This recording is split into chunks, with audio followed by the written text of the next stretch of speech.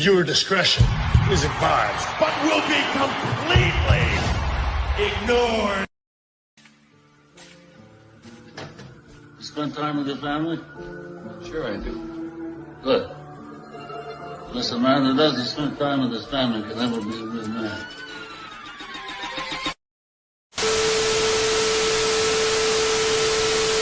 To the wild individuals, OTT only taking you to the wildest place. WWE, AEW, NJPW, TNA, the brain where legends compete. It's not a gimmick, this is dark, pure fact. Dissecting every match like science on a map. We bring the heat from the mat to the screen. Last week in wrestling, we keep it mean. The OG Mobb riding high, that's the dream. After dark wrestling, every hear fans scream. Step in the ring, welcome to the scene. Die hard fans, we discuss everything. We come to North approach, slaying the truth in your face. OTT, are we taking you to the wildest place? WWE, AEW, NJPW, Heat, TNA in the ring, where the legends compete. It's not a gimmick, this is raw, pure fact. Dissecting every match like science on a mat. We lay heat from the mat to the screen. Last week in wrestling, we keep it mean. POG, my body high, that's the dream. After dark wrestling, never hear the fans scream. Step in the ring, welcome to the scene. Die hard fans, we discuss everything. Sure, what it do? Oh shit, Uncle Fast is also in the building. What's up, Pip? Anyway, what's up, bro? Welcome to another weekend edition of AfterDark, the Mobb Man Show. I guess I gotta give you all the good shit, all the goodies. That's why I haven't been feeling too well for the last couple of weeks, but now I am back to being 110%.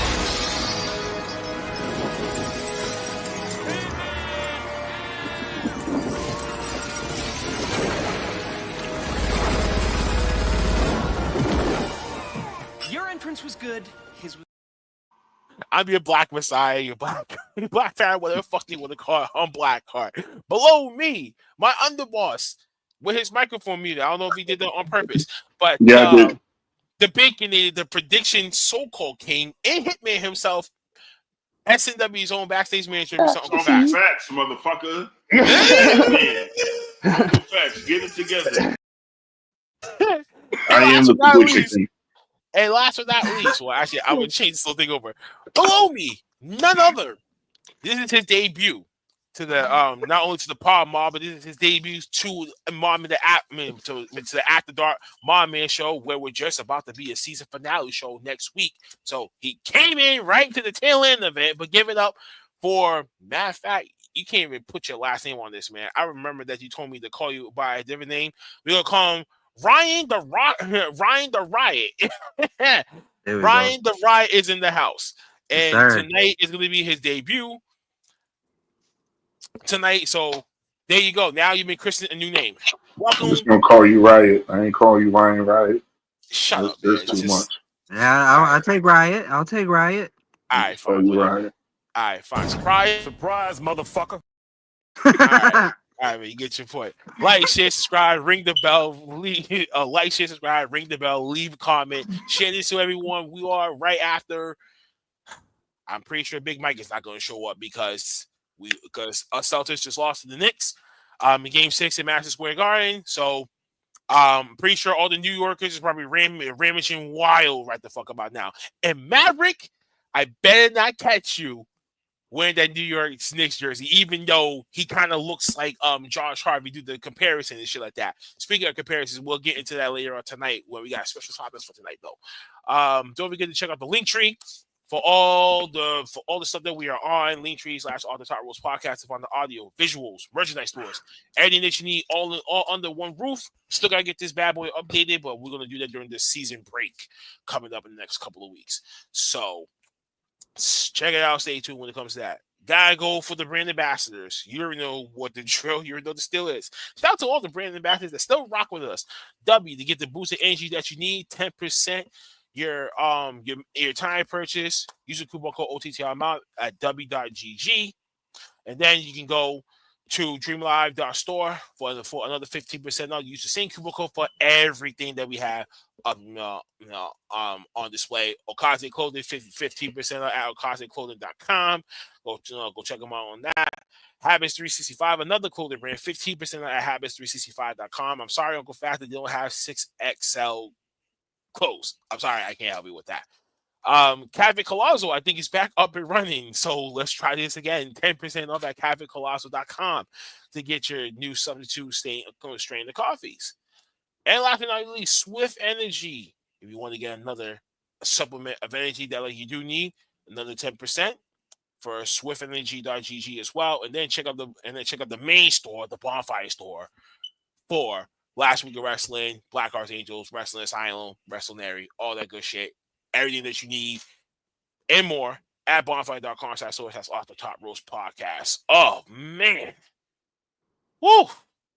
It's been a hectic ass week. It's been a hectic fucking week. And not only just in wrestling, but just the world of fucking general. I don't know what people have been paying attention to this whole Joey Badass and fucking Ray Vaughn beat that's going on right now. Ooh-wee. Oh, that made my week so much better. But enough about that. How about you guys? What's up with y'all fellas? I'm all right. Little, yeah, I'm all right. I'm all right. Sound kind of scarce though, man. Sound kind of scarce though. I mean, it's your first time, man. Just just take the breather, man. You ain't on no crazy ass investigation. Fat man, what the fuck have you been up to? You been eating your usual routine of bacon and stuff like that? What's going on with you? I'm chilling, bro. It's Friday. I'm not trying to be too loud because my little nephew's in there asleep. So I'm keeping it on the mellow fat terms. But Riot, listen. Uncle listen. Yeah. Cold, because Pops is here. But Riot, listen, right? Take a deep breath and talk your shit. Ain't nothing to be afraid of. No, I'm here. You talk your shit, you get it off your chest, and if they don't like it, we want all the smoke. That's right. That's right. Take all the smoke. Fuck them all. You're funny, man. All right, folks. All right. Well, I got a special guest for y'all tonight, and and for us tonight. Oh yeah, I forgot my South Carolina for that wedding. Sorry, Mike. I totally forgot to use that wedding down in South Carolina. Kudos to you. Have a good weekend. Back to this. Special guest tonight. None other Justin Summers. He is now the new official owner of Island Pro Wrestling up here on the Atlantic side of Canada. Give it up for him, ladies and gentlemen. He is actually in the building with us tonight. What's up, guys? What's up? Yeah, I'm Justin. This is Cody. Okay. What's going on, Cody, my man? Black car here. Shit. No relations to Cody Rhodes. We kind of got the Trailer Park Boys beers on the go. Hey, they actually got the beers. Well, we got America's #1 recreational product. Yeah, stupid. Floating around. So. That's right. What is the most recreational product? I think that looks kind of similar to ours. Yeah, I mean, Yeah, that's actually kind of dope, man. See, it's a beauty. This is what the mom's about. That. Yeah. I guess I'll move this to Cody's way. What's up, Cody? What's going on with y'all fellas? First Cody's got to move up, man. You got to move up, yeah. How you guys doing? Thank you guys for coming on the show. Thank you guys for taking the time out to coming on here, show your faces, and let's talk about wrestling. Let's talk. Hell about yeah, man! Thanks for having us. So let's go back. Let's hit the rewind tape, and let's start from the very beginning. How did you, Justin Summers, get involved in IPW? Long story short, the previous owner of the company had approached me about sponsoring with my construction company. So I own Jet Drywall and Painting, and he had been looking for some sponsors for Carlito. He had booked Carlito out here on the East Coast, and we sponsored the Carlito show with my company, and I went out to the show and had a good time. Carlito was awesome, and then like a couple weeks later, he was back in the WWE, which was pretty wild. And the old owner was getting out of it, had enough of it. He was making some big life changes and stuff, and asked me if I wanted to take it over. So I called up my best man, Chris Frizzle. Shout out to Chris Frizzle. Wish he could be here, but he's out in Alberta, Canada. And anyways, he was like, "Hell yeah, bro, let's buy a wrestling company." So we did that. We brought on a couple of board of directors, like we sold some ownership off in the company.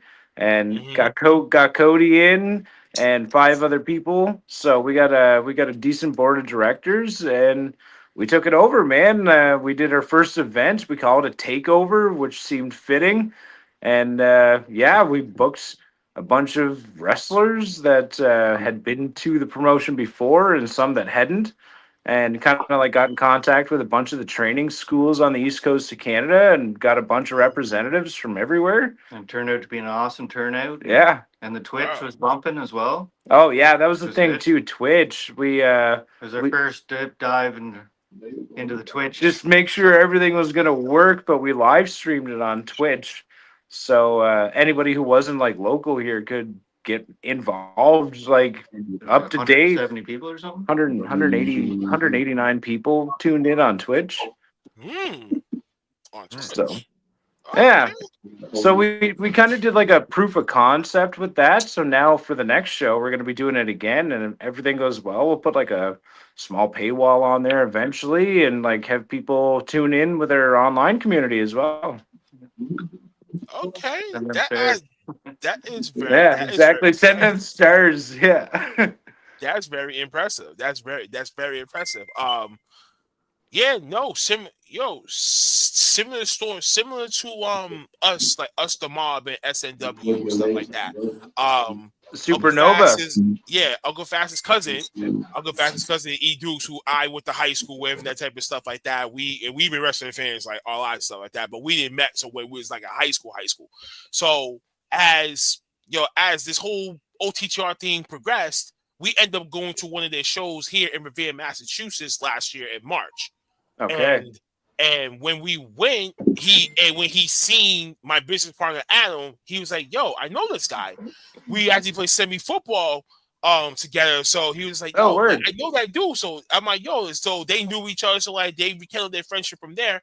But then as he found out that he's part of this whole podcast network that me, everyone here in the whole Palm from Black Arts Angels to us here, Wrestler Asylum, whoever that was in here to help build this constitutional thing of ours, you know what I'm saying? That, we were heavily interested in that type of shit. And when I met him and talked to him, that's how our relationship grew. That's how we end up getting involved in SNW as now co-owners of the company now. So nice.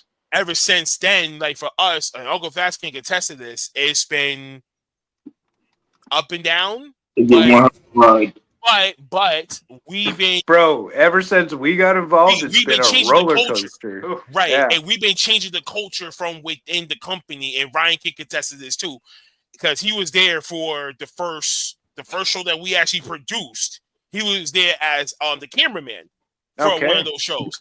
And he was there for like 2 shows last year, and then he came back this time around. That's when the referee and the training comes into play. So now we're seeing how things is being orchestrated, how things have to be run, how things have to be contested, rightful decision making, how to be able to even have to reach out to different companies and sponsors and stuff like that, because a lot of this shit comes out of our pockets. So man, welcome to the industry where you're losing money until right. You may have a company. I have to work 2 jobs to try to keep myself and this business afloat. You know what I'm saying? And so there's my business partner over here. He got to handle his business over here. Plus, he got kids. So it's a different ball game when you got mega responsibilities, and then now you have this other responsibility over here that has to. That has to grow and manifest itself, otherwise the shit dies. So we're seeing that for ourselves firsthand for the first year and 2 months of us being here in this company. You know what it is? That's what I mean. Everybody's got kids here too. I got 3 kids. Cody's got 2 kids. I own 3 kids as well. Yeah, I got 3 companies. Like it's busy. Shout out to everyone in the chat. I appreciate y'all, man. But you know what it is? You know what it is, fellas? And I'm going to say this. Neos, what's up, man? We're all fans of wrestling, granted. We never knew how strong you have to be to run it when you actually get into it. Like now being part of a wrestling business, not only do I have a different perspective on how wrestling is done, I have much more respect for what it takes to deal with the roller coaster ride, the up and down when you have people set to come and then they can't make it last minute, and you got to switch up on hand. Or when it's a constant pivot, brother. Like it's a or constant when pivot. shit malfunctions, the audio is not working, the video is not working, the sound sucks like an '82 Honda with and we've been going through that for the last 2 events too. On top of that shit as well, right. These audio issues. You But know what I'm saying? But it was kind of my fault. It was kind of my fault because this piece of shit headphones right here is fucking defected. And I did not notice it until the last show that we was at. That when I put it on, these are the same ones. Surprise! Same company, right? But you come in now and kill it. But the you know what I'm saying? is that so now we got to go to a whole nother direction when it comes to our audio shit. When it comes to our shit, so the beautiful thing out of all of this is that you get to see everybody pitch in and make the shit work. That's what we were saying too with the board of directors. Like everybody's kind of fallen into their like niche little expertise, and everybody's bringing something to the table. Like we're doing everything like by association. So having a good team, like the teamwork makes the dream work, right? Yeah. Going up to the event, setting up the ring, letting the wrestlers practice, getting the feel for it. Ryan, and you can contest to that part. Yes, Ryan, you can contest to Ryan. You can never contest to that part too. Because who was you in the ring with when you was training with Ozzy? Who else was in the ring with you? Give you pointers. Johnny. Because now he's the first-hand approach of how different training stuff like that, depending on who it is, get trained the basics. But then when you get more advanced, that's where you got to go through different people of different specialty backgrounds to be able to learn something else that's outside your comfort zone too.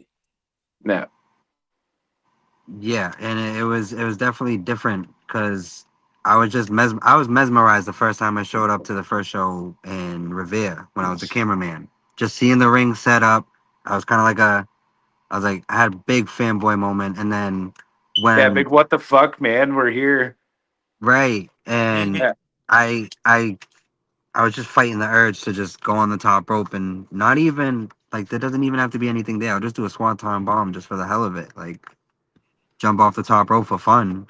Yeah. Like I wanted to so bad, and then when I got to actually help set up the ring, that was Cody too. When we had the ring set up, he was right up there at the top ropes too. Yeah, like, and I'm open to heavy criticism. Like, tell me if I'm doing something wrong. I am doing something wrong, so I can. Because like I just there, they were loving it. Oh, it was a good time. Yeah, I wanna get my sons up there. Cause how old are they? 4 and 2. Awesome. So they're not. Perfect time to get them into wrestling, man. My son's 5 and my daughter's 2, so my daughter's. I know how it is.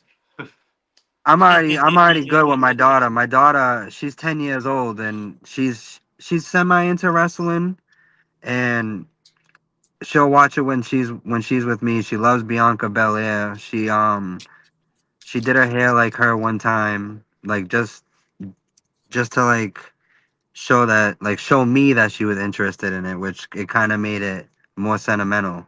I think my new favorite wrestler is Booker T's favorite wrestler. Look at Uncle Fats disappeared in the smoke haze. Stephanie back here.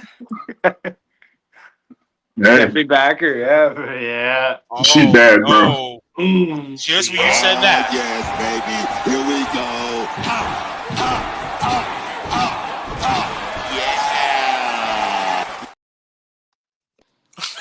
On to himself. Shout out to WWE2K25 for that clip. Yeah, that's awesome.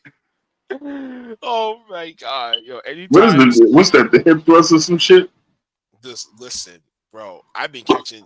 Listen. There be a bunch of shit I be finding. There be a bunch of shit that I be finding, bro. I tell you, I'm having too much fun with these goddamn clips, but Can't miss comedy, folks. Nope. But got them all queued, man, ready to go. All right, man. So let's backtrack with this before we go really off the fucking hedge. Let's talk about IPW's Game On event that you got coming up Saturday, June 7th, 2025. Let's talk about that for a second. Even though I promise y'all I was not showing the card, so I'm just showing them the poster. So I'll let you guys take it away from here. I mean, this is our second event since purchasing the company. So the first event, we got the Prince Edward Island title back. That would be the white strap. So on Game On here, that's going to be the main event, is Zane Valentine versus the Maritime Luchador Fantana. We got that taken care of on the first show on TakeOver, but now we have to, I don't know if you can see it here. There you go. We got the big old... look at that. Look at that belt over there. Yeah, we got... It's a heavyweight title, so we're running a tournament to see who's gonna get to wear that. So, shucky ducky, quack, whack, quack, okay. whack. Shucky ducky, quack, quack. I mean, respectfully though, respectfully. But yeah, we're doing a tournament to see who's going to be the new heavyweight champion for IPW in the new era. It's going to take course over 2 events, so we're going to have another event coming on. This is the first round robin. We got a bunch of women's matches in this one here too. We got Danny Leo versus Chantel, which is going to be hot. And then a bunch of talent flying in. Yeah, we got a bunch of talent flying in. We got some people out of Florida. We got some people out of Montreal. We got some people out of Ontario. Like, we're bringing a bunch of people in to bring the best talent possible to our stage. And also our Maritime's favorites as well. So yeah. Okay. So define where are you guys located? Prince Edward Island. So we're like the smallest province in all of Canada. Big whopping population of, I think it was like 189,000 people total. And we're on an island in between Nova Scotia and New Brunswick. Just kind of island life, really. So you guys are like the trailer park boys of that little county up there. Yeah, like it was like what, 4 hours to drive to where they shot the I love the Trailer Park Boys series and shit like that. Oh, you said you're in Rhode Island? No, they're in Canada. Oh, Canada. Okay, I'm sorry. No, but the part of the county is Parr Island. Prince Edward Island. Right? Prince Edward Island, yeah. So we would be northeast of Bud the Spud for the Great Red Bud. Rolling down the highway smiling. But yo, I love it. I love it. That's cool.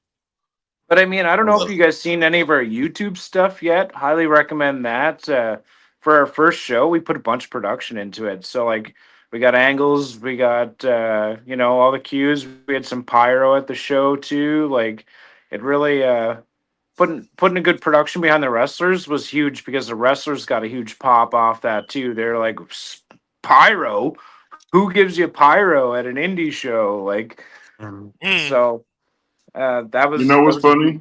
Huge. You know what's funny? That's a beautiful thing to hear, because when you look at all these other independent wrestling companies, they kind of do the same shit. Mm-hmm. It's the same thing.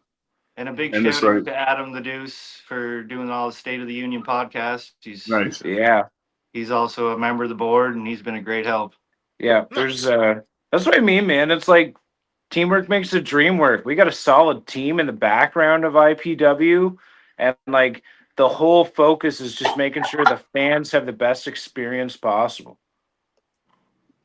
So what type of style would identify IPW? Like, what's you guys' style when it comes to the type of talent that like you guys bring into the production, into like the theme, or how like how like every company has like its own aura and presence that says this is our shit, so our thing is this. These are the top 3 things that you will see at IPW.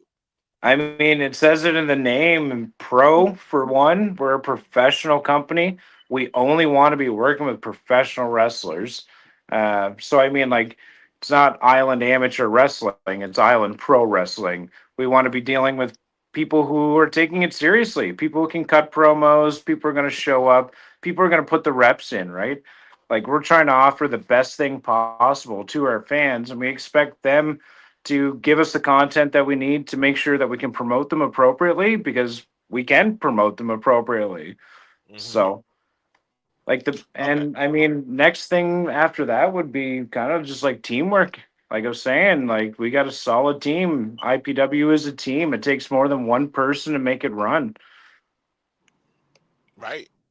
Because there's a lot of times where, like, like it can be difficult for one person to run everything, and then Oh if yeah. he or she don't give them like these certain key people, positions, and roles to fill, and these are your responsibilities when it comes to this company, then that's how normally companies fail and that Yeah, type it of can stuff turn like into that. a big scramble real fast, but as long as you got a Yeah, backup so plan, you it gotta can run definitely smoothly. have the right people in that circle at that table that that's on the same plateau as you, that wants this thing to succeed And for can the pivot. next They 10, got to be able to 15, pivot. 25 years in the future, to at least the names can still stand, even through all the triumph and adversities and stuff like that. It's Well, all like about we were saying, we got kids, man. Like, how cool would it be for our kids to like have the wrestling company someday or something?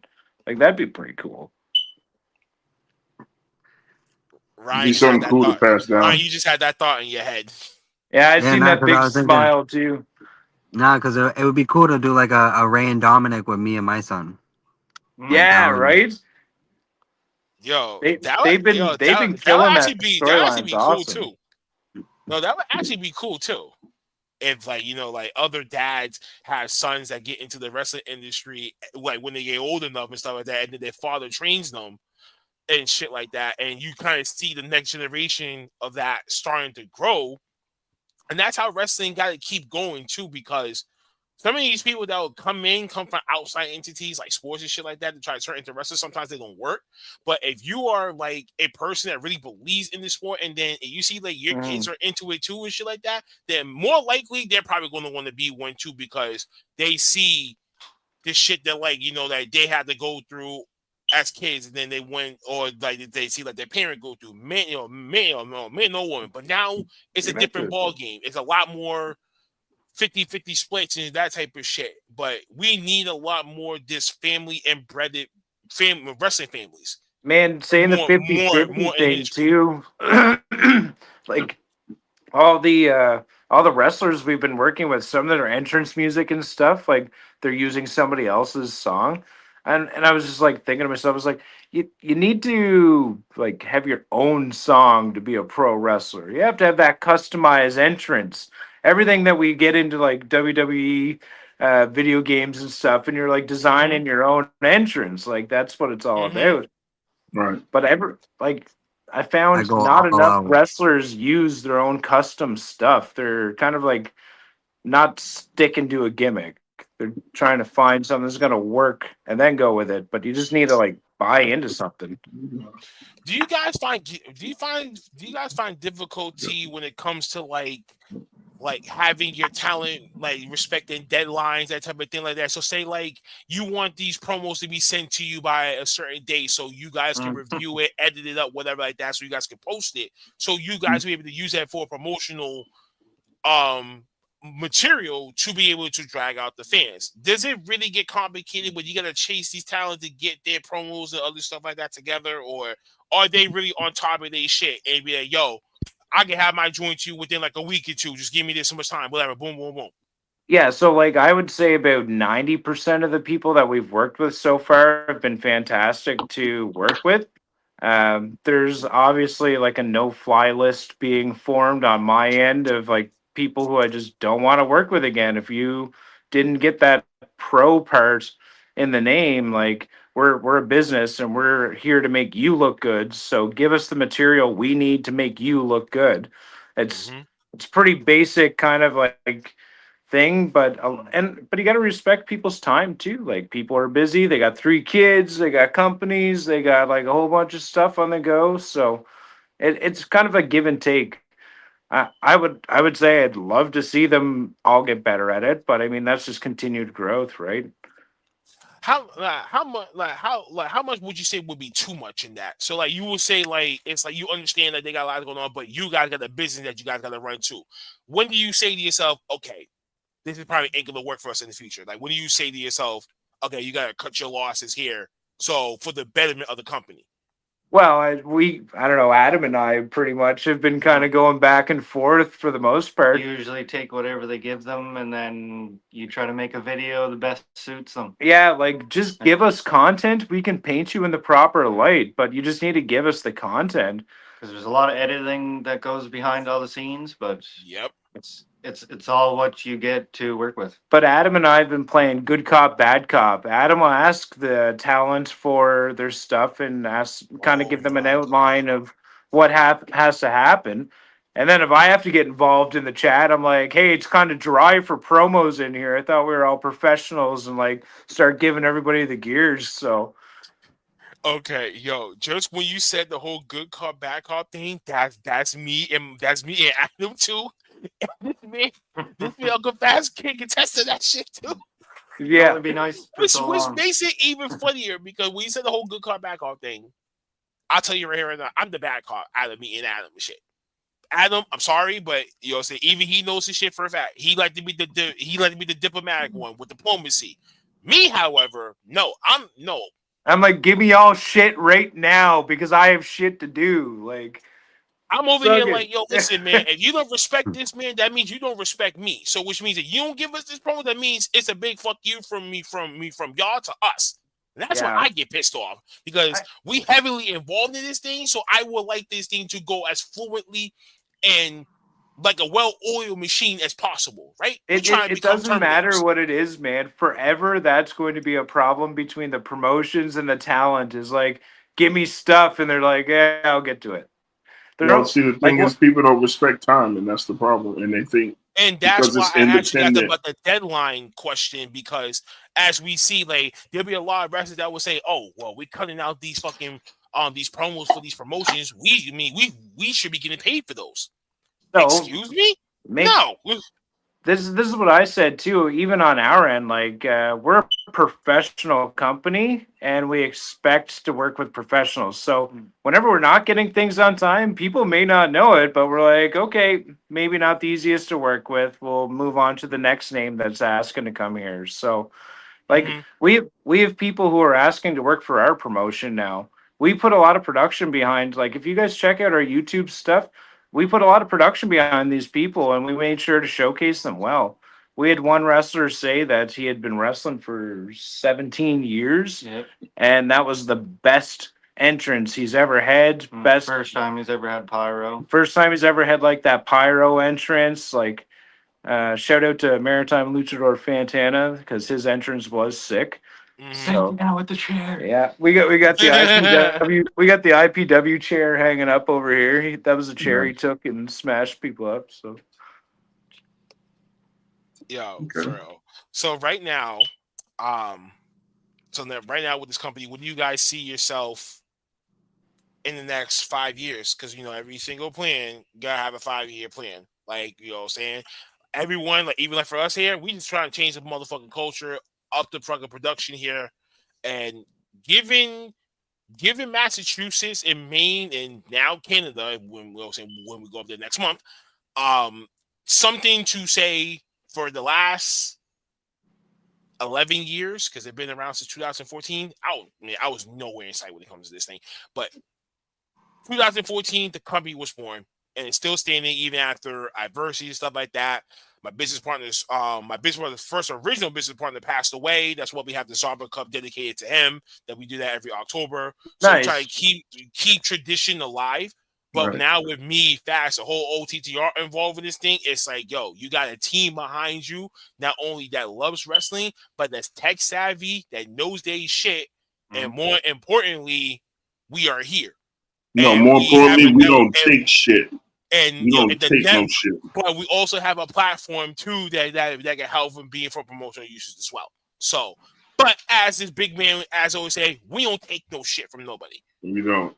No, it's your business, man. You got to do what's best for your business. And so you get down or you just walk away because it's not. It's It's not worth the headache. It's the time and respect. Yeah. The one thing that people need to understand when it comes to independent wrestling is that, okay, yes, you're a wrestler, but you're hired. You're getting paid to wrestle. And you gotta understand where some of that money comes from and shit too. So so if you don't come with the standards, that's a problem for the company. So if the company decides not to use you, or instead of them just being cutthroat, if they take the time to talk to you, then that means obviously there's potential. Yeah, they care. Yeah. And a lot of folks think, oh, because I've been doing it for 5 years, 10 years, 17 years. Guess what? That's cool. If it was any other job and your company went through new management, guess what? You think they're really going to give a fuck about your 17 years if you're not doing what is required? No. It's either you get up to par with what needs to be done so you can keep your fucking job, or guess what? Exactly. But also just like you, there's people that's knocking on our doors who want to work with S&W ever since we got fucking involved now. So it's like the same what I thing, mean, too. man. Like people. So it's like when they see something like that and people are in there changing the culture and then like they're seeing like, oh, there's an actual promotion that's actually doing pretty well, and then they hit the reset belt to the point. Okay, now I can come up here to actually find some work now. That's what's happening now. That's what's happening talent with you guys right now with your promotion. Yeah, there's talent everywhere that is willing to hit new markets, right? We're doing something different here. We're pumping the Twitch. We're building an online community. We want all of you guys to tune in on the Twitch since you can't be here for the show. Like shameless self promo, share it on your Facebooks and all that sort of stuff. It's great to June 7th, 6 o'clock Eastern time. No, we're Atlantic time. He's Eastern time. Yeah. I was gonna say Atlantic time, right? Because now you guys are an hour ahead of us. Right yeah, now. Exactly. It was midnight when we started this thing. I'm from Ontario myself, so. Yeah, you guys are Massachusetts. Cody's an Ontario boy. Yeah. Okay. Brampton. Well, Brampton. No, my business partner. My business partner is he's from out here, but he mainly lives in like Maine, and then he goes back and forth between Maine and Canada and stuff because his wife is up there and stuff like that. So he goes back and forth. Maine's not far from us. Yeah, Maine's not too far from us. It's like we're like 5-6 hours away. Yeah. Yeah. See, so now when we come up there June 28th for our show in Montreal, that's my first time being in Canada myself. Oh, word, nice. We're 10 hours from Montreal, so. Okay. So keep driving east. So keep driving all the way down there. All right, got it. Yeah, until you see like a bunch of lobsters and potatoes and like some cornfields and stuff. Like our island is like they call it the food islands. There's like massive amounts of farms here. The soil's real good for growing stuff. We got the largest bridge over the Northumberland Strait. Yeah. How many kilometers is it? 12 kilometers. It's a 12-kilometer freestanding bridge to connect us to the mainland. Damn. So I don't know if that is in miles for you Americans, but it costs $52 to leave. Yeah, they got us by the balls there. They charge you a toll to get off the island, but it's free to come. Wait. That's legal? That's totally legal, man. It's like a one-way toll. You can come here, no problem. You gotta pay to leave. I can come. Right, I can come here. I can come there with ease, and then all of a sudden I got to pay to get my ass out. Oh yeah, they're like, welcome. Now you can never leave. That's bullshit. And if you want a $30 lobster roll, Richard's Fish and Chips. Plug it. Yeah, Richard's is good. But yeah, like that's one part for our talent too. Is we got to pay travel for all that, right? So all the travel for the talent, each talent is getting hit with a $52 bridge fee on the way home. Yeah, our last show we gave bridge cards to some of the talent that carpooled and stuff. So yeah, that was a lot of the talent from around the Maritimes that we booked, they were like carpooling with each other, picking each other up on the way to the show. People from Fredericton, Halifax, St. John, Moncton. Yeah, we had people from all over. Wow. yo, fuck all that, man. I'm not paying no fucking $50 to get my ass back. I'm like, yo, now's another great I'm time like, to plug the Twitch, right? You can watch it on Twitch live. Like, hey, they I said want to be like, they said they might get rid of the that? toll on the or reduce it. they're gonna like reduce the toll or something. I don't know. All the politicians say they're gonna do something. All right, listen. If you reduce it down to maybe like $25, okay, fine, whatever. That's what we're saying. $25, yeah. I'd be happy because it's only 2 hours to Moncton, and you know what I'm saying? That's fine. But $50, they got a cabaret. Oh wait, it gets better. If you have more than 2 axles, they charge you additional per axle. So. Hauling a trailer, like here you go. If you're hauling a trailer, that type of shit like that, they charge you more and shit. Yeah, that's so weird. No, I don't know. Big money grab. See, cash cow. I'm gonna say that's a cash grab right there. Mm-hmm. So what if you don't have enough money to pay the toll? Like, welcome to the island, Ryan. Then so you're that stuck. then that means we're stuck. So what are the credentials to get a job out there? So what do we? Yes. You can come roofing with me. Yeah, there you go. Go roofing with Cody. Make enough money. Get off the island. And like, as an American with just no Canadian address or anything like that, I can just get a job out there. No, they'd probably kick you out. So I just end up being homeless. Unless you know. Yeah, so technically, we would be homeless. We would be asked out getting the fuck back to the I mean, like, there's like a Canadian ICE program up here too, right? They detain you for a little while and like give you a hard time and then send you home. Hell no! Oh hell no! Fuck all that. Nah. See, ICE is everywhere. ICE is everywhere. Don't bring my ass back. Don't bring my Black American ass back and be like, no, you don't belong here. Get out of here. 3 weeks time, a lot of people are going to be deported. So yeah, 3 weeks. No, honest to God, there was like a massive immigration push here in Canada a few years ago, about 3 years ago, and they gave out a pile of immigration cards, and they're all set to expire now. And a lot of places didn't renew their immigration programs, so there's a lot of desperate people up here right now looking to keep their work permits and stuff.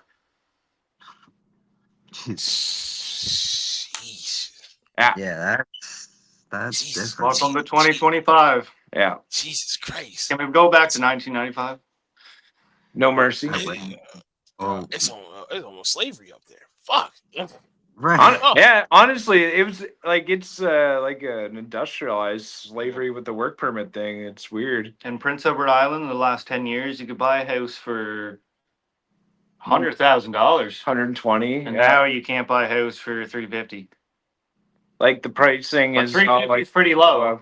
Yeah, $350 is pretty low apparently. I don't know what do houses go for down there. I know in Ontario, my grandmother, she has a spot in Brampton. I was really gonna say it depends on the state. $1 million. I'll go say it depends on the goddamn state. To really be honest, us here in Massachusetts, what's the cheapest one down here? Like $375, like $350, $375, the lowest. Yeah, so that would be like half a mil Canadian. Rosendale. That's about $500,000 Canadian. That's an average. Rosendale, that type of shit. The most expensive that I ever saw was probably like $850,000, $950,000, close to $1 million. Boston's probably, and that's not even including. That's not even including like apartment complexes. I mean, like apartment complexes that fits like 50 families and shit like that. You can make over $3.6 to $4 million a year because based off of tenants and shit like that, especially if they handicap and not the fixed income. When you're on like a 3-decker subsidized housing and shit, I think the most is probably like 750 to 800K. Yeah. But Boston, it all depends on where you're at, because you have the projects right here, but then across the street, those apartments over there, $1 million or probably 800, like 850. That's wild. For a condo. It's ridiculous. Yeah, it's ridiculous. Nice condo. Oh, well, that's like that goes for like Toronto. You can't find a spot for 800,000. No. Good luck. Doesn't exist. Man, I fell down to my knees when the law came. Dead. God damn We lost Uncle Fats, or what? Uncle Fast had probably a Wi-Fi issue, and stuff like that at where he's at. So he's gonna jump on when he gets his Wi-Fi situation back up. Yeah, it was great seeing him like fade in and out of the smoke phase. So Yeah, green screens captured him. Green screen did no. I think realistically it was the Wi-Fi that captured, or we would have a running joke that says WWE kicked them out. Yeah. And then that's when we always try to say, fuck you, WWE, you ain't shit. Someone called 911. Holy shit. Oh my god. Folks, These things got some weight. They got some weight to them. Because everywhere you tap it, that's a metal plate right there, right? Yeah, buddy. We're actually pretty lucky. This belt has actually got our logo like right on it. Yeah. Yeah, that's sick. That's actually fire. That gotta weigh, but that gotta weigh at least like 30 to 50 pounds. I'd probably say it's about 35 pounds, maybe. Yeah. Yeah, because if that's just a metal plate and then and that's a leather just strap, that's gotta be like 5 extra pounds or some shit. The white one that's in St. John right now? Yeah. That one has some good weight to it. Yeah, I like the PEI title. We got a white strap and then the green strap. So the green strap's the heavyweight and the white strap's the PEI title. The PEI title can only be defended here in Prince Edward Island. So, like, it can't be defended any other promotion. It has to be defended here. We'd love to have like a woman's belt or a tag team belt. Oh my god, I'd love to do women's division. That's lacking up here in Canada. I don't know what it's like down there, Every but company every single promotion gotta have a women's division. I don't give a shit who you are. Yep. You have to. It's just out of necessity. It's just out of necessity. Everyone loves the women every wrestling. Promotion needs. And then when you're at a venue that can serve liquor, I told you he'd be back. It's all good. Hey, welcome back. Yeah. Yeah, for some reason I got kicked out. My whole entire. I got absorbed into the mist. I was just telling them about the WWE kicking you out speech and shit like that. That happened to us before. And we be saying WWE, you ain't shit because they be kicking us out of our own sessions too. You be heading out. We'd be like, yo, what the fuck? Get out of here. Fuck all that. You know what? Listen, we wouldn't be who we are if we didn't talk our shit. So it's all good. That's why we always give you warnings like these. The following scene contains language of a frank and explicit nature. Viewer discretion is advised. So just in case if we actually did go a little off rep, we didn't want to send motherfuckers to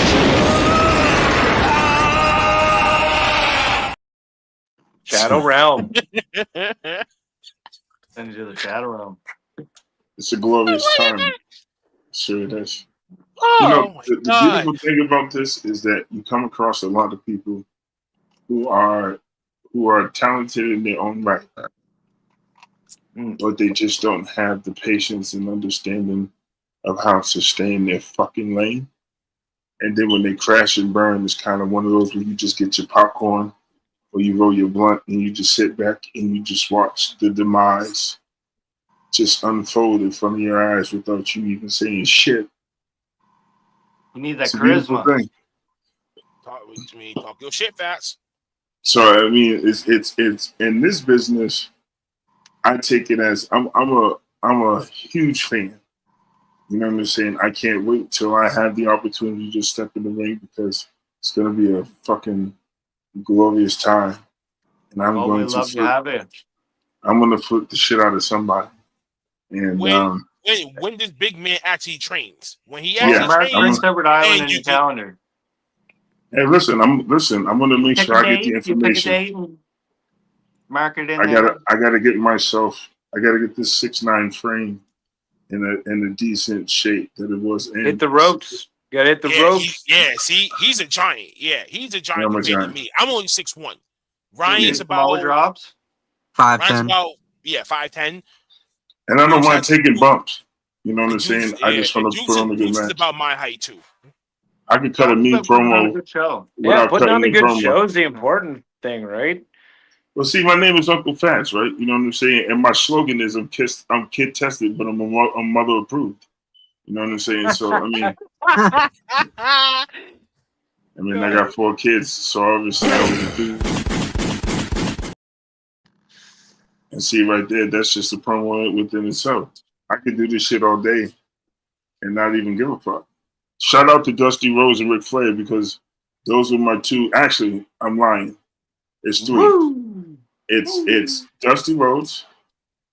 It's when I was growing up, it was Dusty Rhodes. It was Ric Flair. It was Bobby the Brain Heenan, and then it was Jake the Snake Roberts. That was my 4 when it came to promos in the golden era. Those were the guys. Did you ever see Bobby Bass? No Class Bobby Bass? I got to see the face. He was. I got to see the face. He was throwing heat around pretty good up. He was out of Atlanta, Canada here. He could throw some heat. See, I like guys that can talk. You know what I'm saying? He's a master of the promo, right? One thing I've found in wrestling so far is there's wrestlers who are really good at wrestling and suck at marketing themselves, and then there's people who have all the entertainment and lack the skills in the ring. So it's like finding a balance of professional and then technical. So and Zayn and Alex. Well, that's the challenge. That's the challenge, and I think when we came into the Attitude Era, I think that was the prime or the pinnacle to where we really saw what promos could do to a storyline, let alone a match. Somebody right up. Yeah, and it was just from Austin's 316 to The Rock's The Bottom Line or SmackDown Hotel. Even Shawn Michaels and Triple H's, Shawn Michaels Suck It, Triple H's I'm the Game. HBK. Yep. You know what I'm saying? New Age Outlaws, the Dudley Boys. Man, the Dudley Boys were awesome. I would say for IPW, Dudley Boys would be an influence for me for sure. I want to get some tables and ladders and chairs and stuff on the go. The venue that we have, it has this massive wood beam that goes above the ring, so you could definitely hang the belts off the beam and have a ladder match or a Money in the Bank or something. Yeah. I mean, is it high enough to the wrestlers to really stand up and do something, or do they have to crouch and then? Oh yeah. Oh no, you'd have to climb a ladder to get up to it. 7-foot ladder for sure. Oh, that's what's up. Oh, see, I got a real decent size. Man, check it out on our YouTube. We got a couple videos from highlights and stuff from our first show. Maybe you could do a little venue was awesome. Okay. Yeah, take a look at that. With the flip off the ropes. Yeah, Fantana did the Lucha Salt. So okay. He hit the 619 too. I thought that was awesome. So what would be an ideal match that you and Cody would love to put together? I'd say our Fatal 4-Way. Yeah, our Fatal 4-Way was a good. And then 10 days later, NXT did the same kind of match. So yeah, we ran a Fatal 4-Way up here for our first show, and NXT almost move for move. Yep. Ripped it off 10 days later. There's a video on our State of the Union podcast. Yeah. So we made a little comparison video and just tagged NXT in, and it was hey, thanks for ripping us off. So thanks for the shout out. Yeah. Yeah. I like it. But they did the Tower of Doom, and then they did a 3-headed sleeper into a stunner. Yeah. Yeah. It was pretty wild. That's nice. Yeah, see, we get flagged and y'all just get, shit taken. I guess that's the power of WWE. Listen. Means we're being watched. Before we even got to this point, we used to always say, and people would get cut off for no reason, and it always came to when we was making a pivotal point, when we was talking our shit, and it seemed like the airways was not allowing us to bless the listeners with the knowledge, and they just kept cutting us off. And during the pandemic, that's when it really was getting crazy because it was just like a domino effect. I mean, we was just hitting shit after shit. Damn. Damn. Damn. Damn.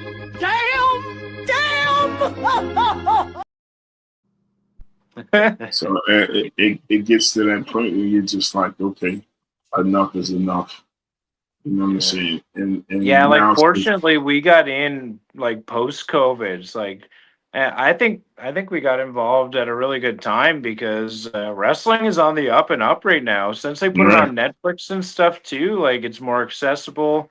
Everybody can sit down and watch Monday Night Raw. You know, You can watch any match. yeah, you can go back in the vaults. Like all the network stuff is there too. So now is definitely the time of wrestling. It's like a rejuvenation of wrestling. Hell in the Cell. it's like a reborn. It's like a rebirth. Yeah, exactly. I told people, right? Because I know we've had these discussions with others where people be like, "You still watch wrestling?" You're like, "Hell yeah!" And you're like, "You still watching that shit?" And you're like, "Hell fucking yeah!" And they're like, "That shit's fake." And you're looking at them, and you're like, "Bro." I say to them, I said, "Bro," I said, "Wasn't you a fan?" "Yeah, but that was when Stone Cold." And I said, "Bro, okay, that was fake too." I said, "But you gotta understand, these people are putting their bodies on the line. It's just like if you're watching these fucking series on Netflix, it's fake, but you binge watching the fuck out of this shit. You're mimicking lines.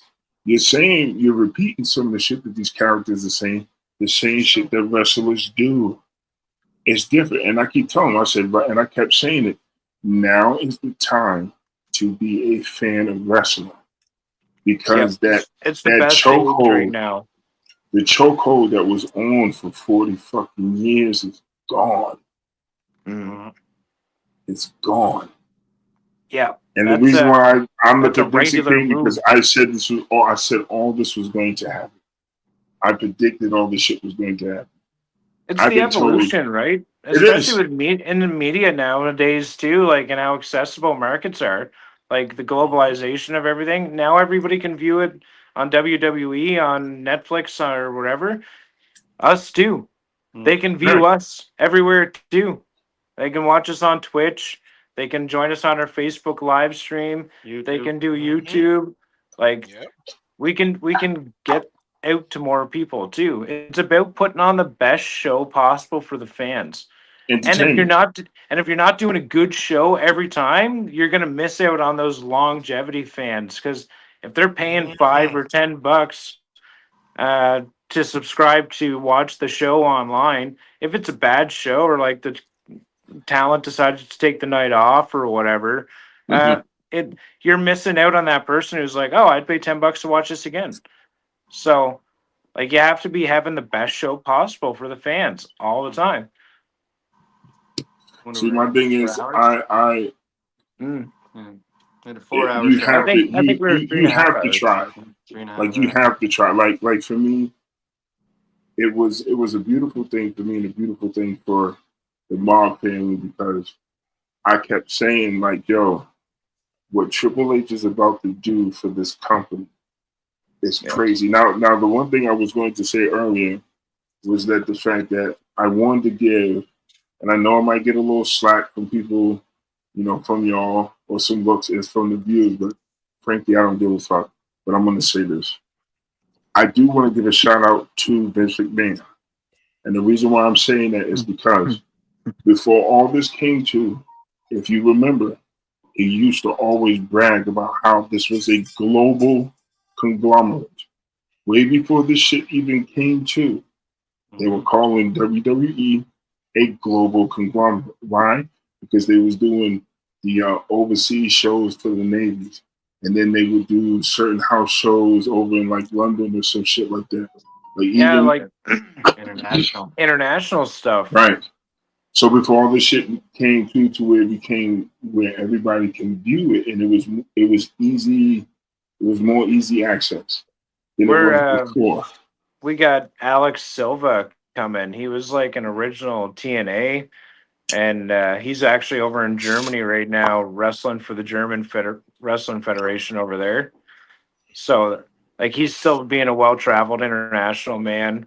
We got August Artois coming out of Florida. I don't know if you guys have checked him out, but do it, please. He's great.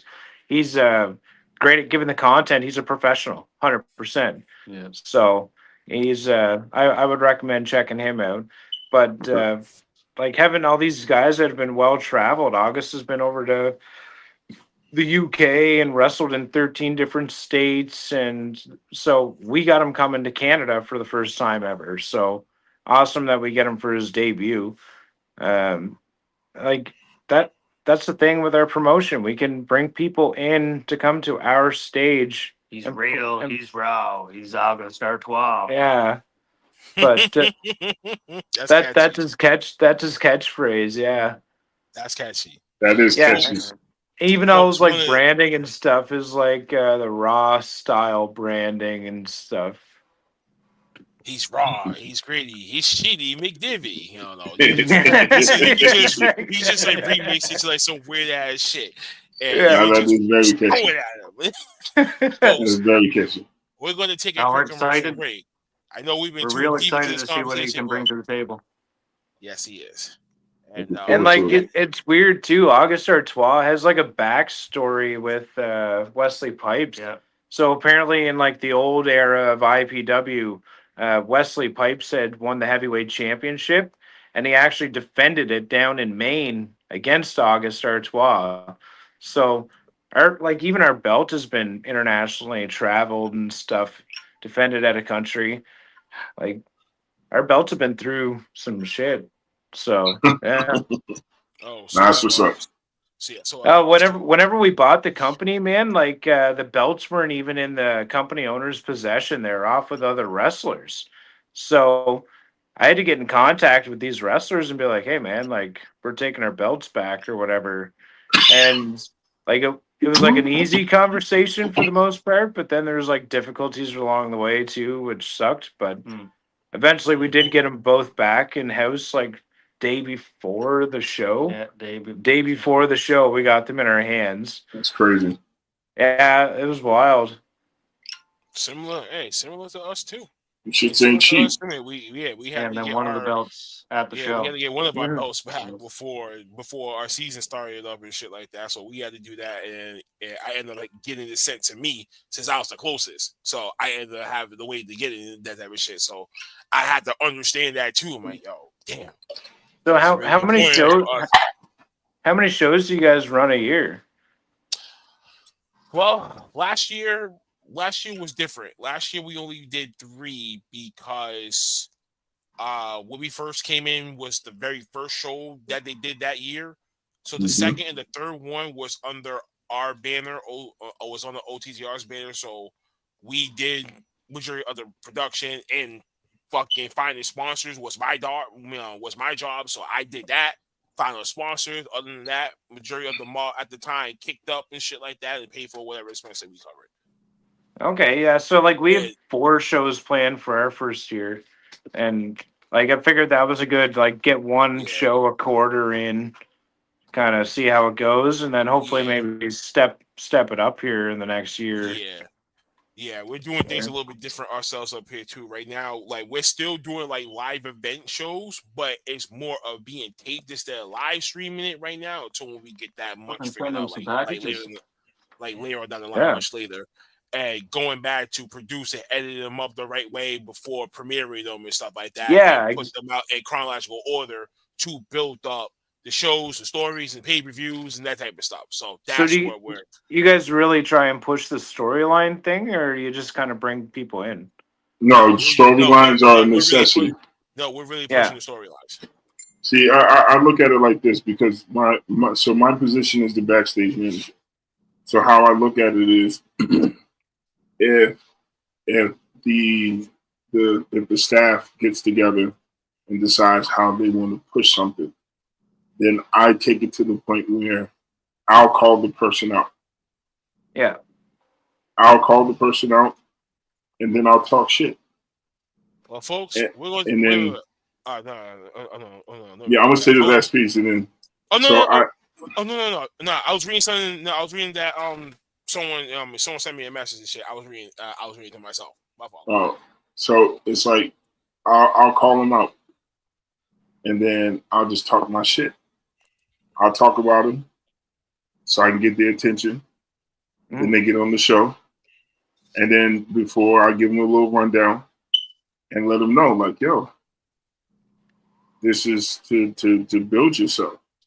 Like, I want to see if you can talk your shit to me. Like, convince me if this is who you are. So when it's time to cut your promos, it's kind of easy to talk in some ways. Because some guys, they stutter when they get into their not gimmick, but into their character. I tell them to send me all the B-side footage too, because even the B-side footage is good stuff to work with. You can edit it. Yeah, exactly. Like if we're making a clip of somebody or something, like I need 10 seconds, 15 seconds. We can give you a little intro. We can give you a little outro. Like we can build content onto it. We just need something to build onto.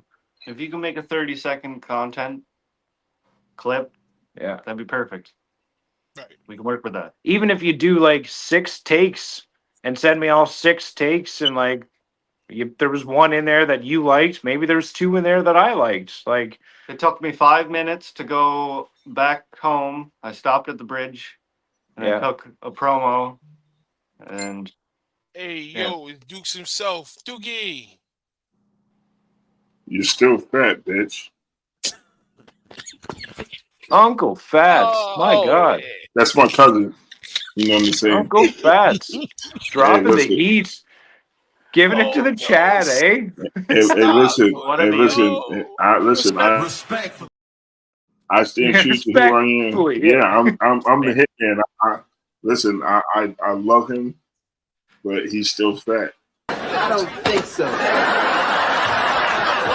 Homie, don't play that.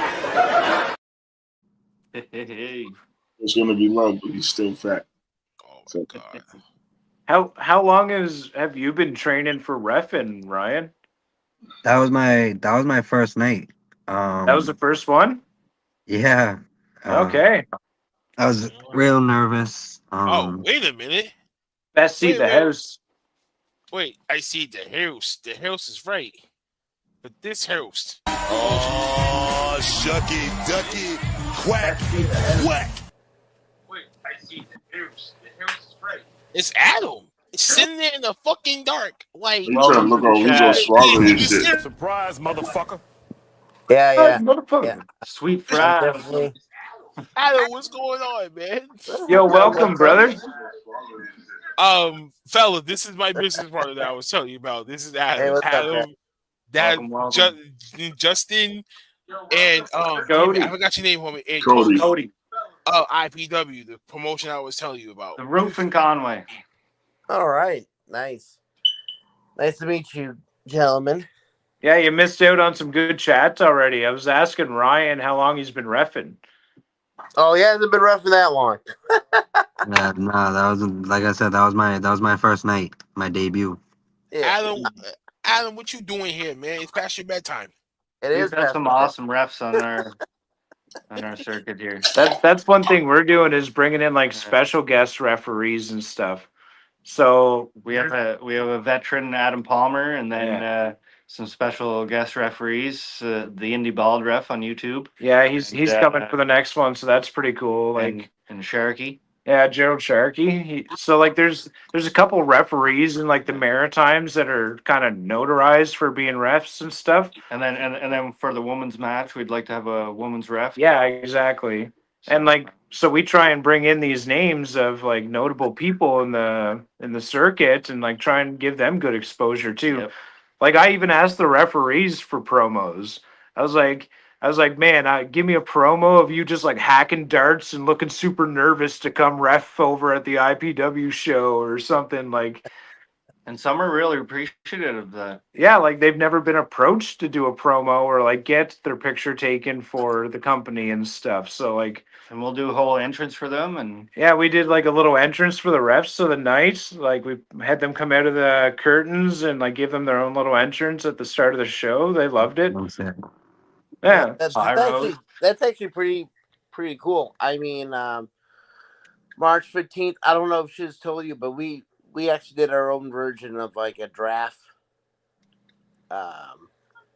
Because we have two quote unquote shows, quote unquote brands. We have Vortex and Shock. Yeah, he was telling me about that. Yeah. So, just a little history of me. I actually have a film background. I've been in the film business for God knows 20 plus years. So, movies and all that shit is essentially my storytelling's my actual, bread and butter. So, were you more on the production side of it or the writing side of it? Both. Okay. So like that was one thing we want to do with our promotion too, was really put production behind it. Like if I recommend Housefront Productions. Yeah, shout out to Housefront Productions. They did a bang up job. But like if you go to our YouTube and watch some of those videos, like we got the guys coming out to pyro and stuff. Like it was a bunch of cold sparks. Like just putting a little bit of effort into presentation goes like a mile. So the question I have is, do you guys have your own venue or like how? No, there's a local venue. It's a brewery, and they have a like I don't know. It was like a wedding facility, really. Yeah. It was more of like an event hall or whatever. And they had a burger love going on when an event was going on, so Yeah, perfect. So like there's a restaurant there and everything. So Good beer, good drinks, yeah, a bunch of craft beer, good music. All right, yeah, it's Old funny school because video games. Shiz, Mhm. so Retro. Shiz brought you guys up to me. He's like, "Oh, Island Pro Wrestling." So he thought you guys were close to like Montreal. I was like, "What?" I'm like, they're We're not about that 10 close. hours. Yeah, we're like 10 hours away from Montreal. They've been explaining that to me, and when we talked about it earlier, I did point that out to them. I was like, I did remember that you told me that it was like a 10-hour. It was like all the opposite side of Canada. Yo, and don't tell Adam about the bridge surprise. Oh no! Nah. Come. Yeah, come to our come island. visit. Come to our island. The only thing I'm going to say about that is we just better have money to get our asses back home. Listen. I'll tell you. Now we can I'll bless you with the gift card. I will tell you guys a I'll funny be story. petrified. So, you're staying in those fucking island, bro. so You got a bridge or you got a ferry? So okay. So for example, I live in Maine, so I can take, we're about 6 hours. We're like 6 hours away from Maine. Yeah, exactly. So I can actually take the cat, which goes to Nova Scotia. Yeah. Yep. And and then and all that good stuff. I don't know if she's told you, but I'm married to a Canadian citizen. My wife lives in Montreal. I have 3 daughters that were born in Montreal. Okay, right on. That's awesome. So we're doing a wrestling. We're doing a wrestling show on June 28th, and we're teaming up with Drew Onyx from Torture Chamber Pro Wrestling. Yeah. And I do know Mr. Wesley Pipes. I was just about to say he was just featured in the Torture Chamber there. Yeah, Torture Chamber's amazing, man. Drew Onyx does a phenomenal job. That's what I mean. They put the production behind it, right? Yeah, I mean, did you see the pictures and some of the videos? Oh, yeah, man. God. And you guys killed it too. I actually saw your Twitch stuff. Thank you, man. Yeah, that's sick. Yeah, I sent all your stuff for him to do his own. So I mean, like that was show 1, man. Like we had some takeaways from that event, and like it's only getting better from here. June 7th. June 7th is, and yeah, watch it on Twitch, share it with your friends, like get us on the algorithms with people. But like we want to build an online network community that, if you're not able to make it here in person, at least you get to get involved in the chat and watch it live. Yeah, it's better than going over that goddamn bridge. I mean, honestly, right now our production's kind of like, I will say, slightly slack in certain aspects, like lighting and whatnot. Yeah, that's what I mean. Like there was some takeaways for us too. So like even show 2, we're already offering a better production than the first one was. And it's always trial and error. Yeah, we need to see how it went for the first one and tune it up from there. I mean, we did we've been doing our first 2 shows have been done at a movie studio. Okay, So- so like, but did you box it in or? Okay, so all right, so it is a Cathedral Stadium. I honestly don't know if you guys seen the videos yet on our product from the I last did. show. You did? I did, yeah. Yeah, so it's funny because That's what I mean. Like, was it boxed in? Like, did you guys make that room smaller? No. That's actually how the room is built. Yeah, that's Okay. how the room is built. Okay. So it's a start. So basically, that studio is mainly used for like, mid-sized to like mid-sized film projects, but they eventually turn it into like an event studio. Like Okay. they can do weddings and all that stuff. Yeah, and like that's what our venue is too. Is they're an event area, right? Yeah, and it's in a brewery. Yeah, they have like rock concerts and all sorts of stuff that happens there. So there's, I think our cap there's 400 or 450. No, I think ours I is think way with the ring is like 450. ours is way less than that. Ours is like freaking 150. But yeah, no, but even so, like even if we can't grow out of there, I would rather sell that venue out every night because the room is like perfectly sized to capture all the content that we're looking to capture. Yeah. Yeah. It's a great way to start off small to build Once up doors something big. open, the crowd rolled in and Right. seats were filling up. Yeah, it was crazy. Yeah, I mean, right now, I think the other thing that we have to work on is just trying to really get see. I don't know how saturated your area is with pro wrestling. There's Where one we other are- promotion where we are. Okay, yeah. So where we are, there's way too many promotions. New England is surrounded with promotions. Maine alone. Okay, so Maine used to only have like one or two promotions. Maine now has spawned it like 7 promotions out of nowhere within the last like 5 years. It's crazy. Okay. And then Massachusetts has well over 20. And then you Wow. have New Hampshire just started with, now New Hampshire has about up to 3 now with 2 more joining. Rhode Island has one. Fuck Rhode Island. Huh? Ryan and I were talking. We're saying fuck Rhode Island. Yeah. Yeah, we're team fuck Rhode Absolutely. Island tonight. There's Rhode only one Island island around here. One island. So Prince Edward Island. yeah, so basically Rhode Island has about 4 or 5 promotions. Connecticut's getting there. It's crazy. Like all of a sudden they're just growing. It's like the from fucking the Gremlins movie. Just put a little water on them and they multiply. It's Hey, like I said, what a great time to be a fan. Don't feed them after midnight.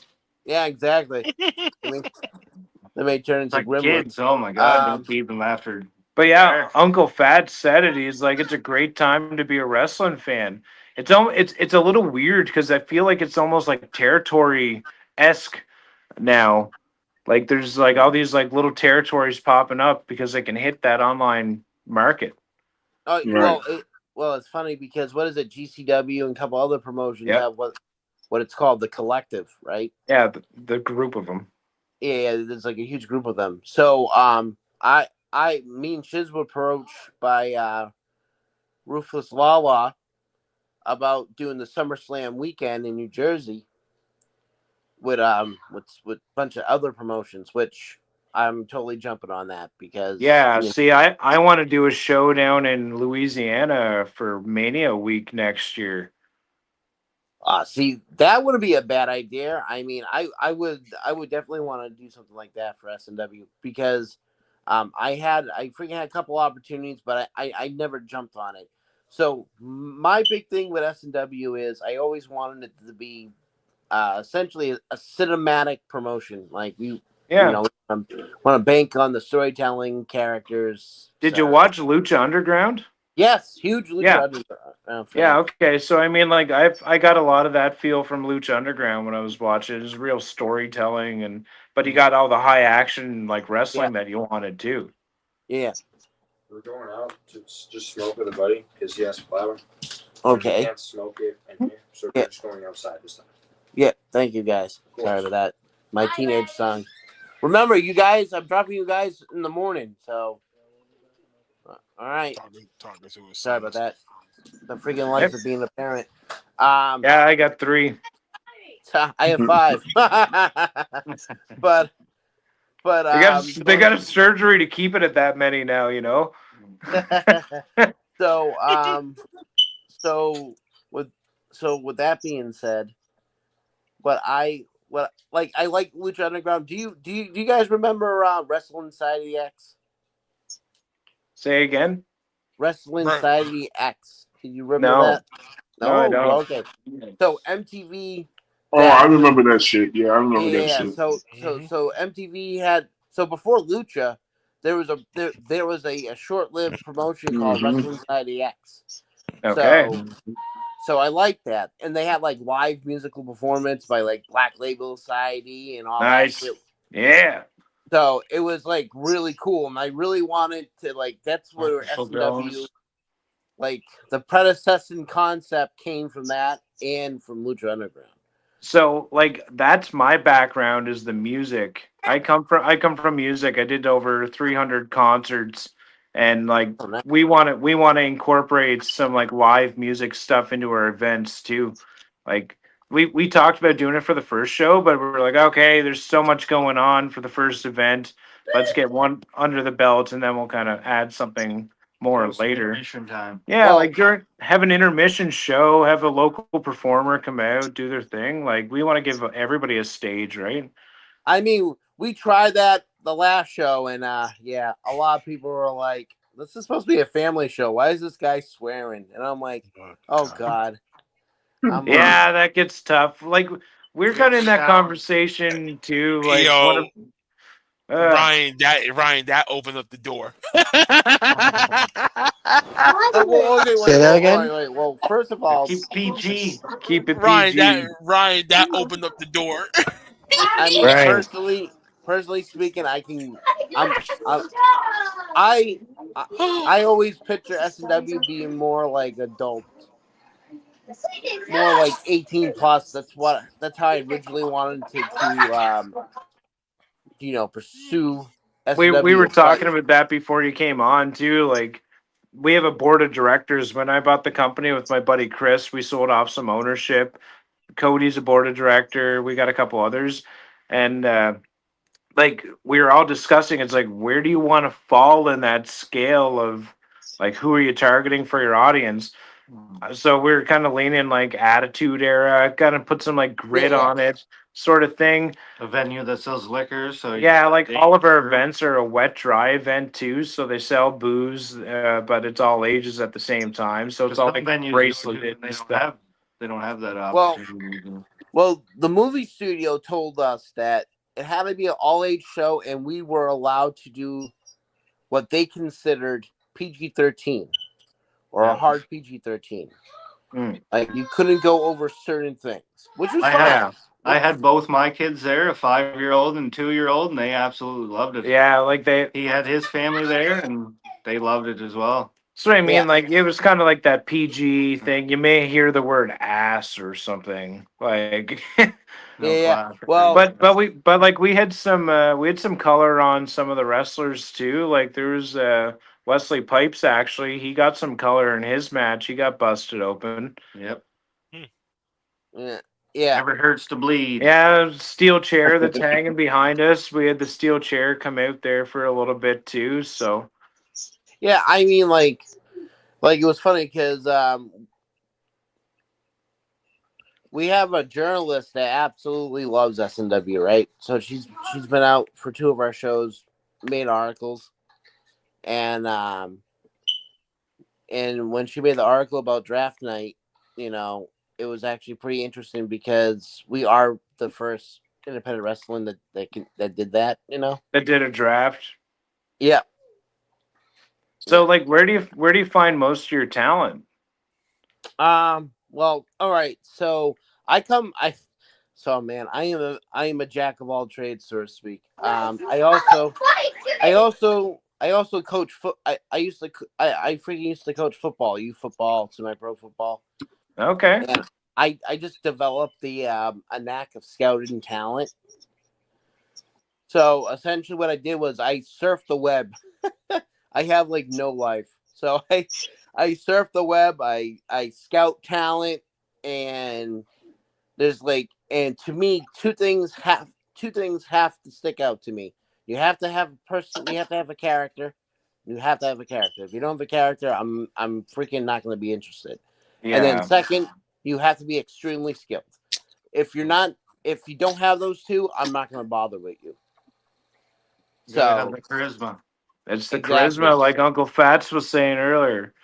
You gotta have Yeah. that charisma, and you gotta have that talk about it shit attitude. Like own it. I don't think Yeah. anybody's gonna have that charisma like Eddie Guerrero. I miss Yeah. Eddie Guerrero too, Cody. Yeah, Eddie Guerrero. Cody and I always talk about how much we miss Eddie and Chris Benoit. Eddie was his favorite. Chris Benoit was my favorite. Chris And then, Benoit's the man.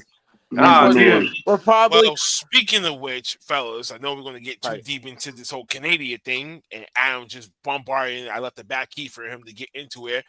Sabu sadly passed away earlier this week. Yes. Yeah. So crazy. Big, give it. We gotta give our 5 stars too. He passed away at the age of 60. That's nothing better than a hardcore match. Hold on a second. Yeah, my 5. Yeah. So his last Him match was taking the at dive that in was the- at in the barbed wire? a GCW event in a barbed wire match 60? against Joey Janela that night. Some people were saying, I mean, well, we don't know the whole cause of death thing. It hasn't been released to the public yet. That's obvious. So we won't know about that until when it's been released. Man, But just even looking at for the him to like timeline, just retire, like that was crazy. mm-hmm. Like he And just had his literally- retirement match. And I don't think he really wanted to. No. But going through his timeline, he been through multiple promotions over the years, including WCW, ECW, and WWE. As we all know, some of these death-defying, the suicidal death-defying man, Sabu, gave you timeless hardcore classics and multiple time Sabu, champions Cactus in Jack? both Sandman, ECW, in both ECW and New Japan as well, and NWA as well. He was everywhere, yeah. He was indeed everywhere. And who can forget his noble time at WWE/WWE CW stage and speech when he has some decent classes, especially one with Rey Mysterio, which I totally appreciated that one, besides the injury. But who can lumberjack forget match. the one against the lumberjack match with the ECW WWE's superstars and shit like that to try to incorporate the ECW brand at the time. I can't see him there. I can't see that guy. Yeah. But just till the end, to the very end, and this was his last scene retirement from wrestling period at the last GCW event. But somehow, way he ended up still participating in that Barbed match. So he's walking up along with other hardcore legends that have passed away over the years. That was such a badass picture there too. Owen Hart. Yeah, everybody up there. All right, Andre. Well, I mean, also people, I've talked to a couple of people that personally known Sabu, and someone said it best that when his wife kind of passed away, he was kind of lost. Oh yeah, it's usually how it goes. And rest in peace. And that's rough. I actually, it's funny. Like I know so many people that have met him in person. I've never met him in person. I've met quite a few people in person, but he was definitely not one of them. Unfortunately, I think he would have been one of the people I would have liked to meet because the stories that I have heard. He's done. I think pro wrestling in general. The greatest thing I heard is pro wrestling doesn't owe you everything, doesn't owe you anything. Yeah. But just because it doesn't owe you anything doesn't mean you don't owe it something. And I say it like that because leave your mark. Huh? Like leave your mark. Yeah, exactly. That, and plus the fact some people would have been either dead or probably in prison if it wasn't for wrestling. Put your bodies on the line. Oh yeah. And you know, like I started off as a wrestler before I, stopped doing it and became a just a owner, promoter, booker, the the head of writing and doing all this craziness. And Yeah, we were saying earlier, it's like a roller coaster. shoot, roller coaster is the understatement. There's a lot of man. behind the scenes. Yeah, a lot of behind the scenes for something that's fake. Yeah, I know, right? You're like everyone's like, oh, it's fake. I'm like, whoa. Yeah, I don't know. We have some people that beg to differ. Yeah, there's definitely some people that beg to differ. There's some talent I mean- left with some huge goose eggs. Okay, I'm like, it's pre. I think the best way I put it was it's a coordinated stunt show, and predetermined chaos. Yeah, and I think someone took a knee to the face. Yeah, that sucked. Yeah. Yeah. I mean, it's like Another you can't guy's sit there and nose say- is bleeding. I mean, like, fell into the stairs. oof. Fuck. I mean, realistically, you can't sit there and say, "Oh, well, it's fake." It's like, oh, okay, hold on. It's a coordinated stunt show, meaning you can get injured. Yeah. People do. People get injured during stunt shows. Oh, You're yeah. telling me some idiot that drove a motorcycle through a freaking flaming wall, he was off an inch and hit the freaking frame, and you're telling me that's fake? No, it's not fake. Oops. Best part, someone said it best. It's like, all right, so Spider-Man's real? like, it's like, hey. I mean, and then now that everyone is accusing the NFL and all these pro sport leagues for having scripts themselves, who knows? Maybe they do. Maybe They they're do. part of The fuck they do. Maybe. It's obvious. It's all about the money. Thank you. So it's one of many things. Like right now, currently our S&W World Openweight champion just won his third championship at NCW. Oh yeah, you seen that, right? Yep. I seen that too. Yeah. Johnny three belts. Johnny three belts. Johnny three belts. So currently he is obviously our S&W World Openweight. He's the NCW Heavyweight Champion. I think Does he need a fourth? He's down for it. He is. That's the thing. Like everybody's down for another one, and like they're always willing to travel for another one. Oh yeah, listen. One thing I can say about the wrestlers that we have, they're young, they're hungry, and they're not like some of these weekend. And I'm once again not trying to insult anyone, but I have. You missed the whole conversation where I said Island Pro Wrestling, not Island Amateur Wrestling.